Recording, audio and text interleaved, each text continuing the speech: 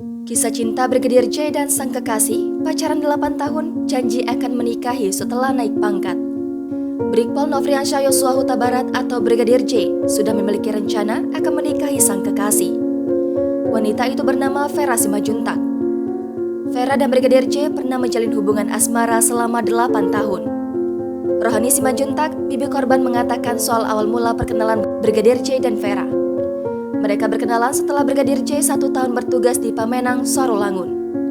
Lama menjalin hubungan asmara, akhirnya Brigadir J disebut berjanji akan menikahi Vera setelah naik pangkat menjadi perwira.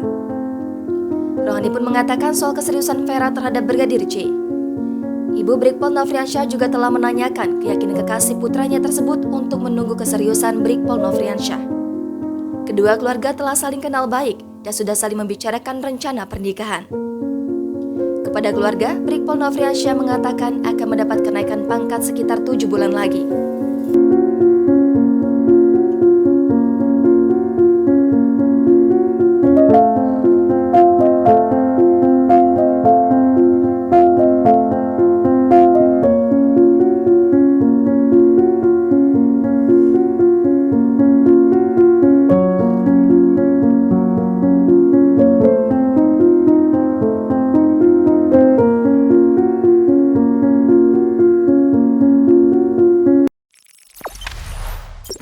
Jangan lupa subscribe, share, komen, dan like ya.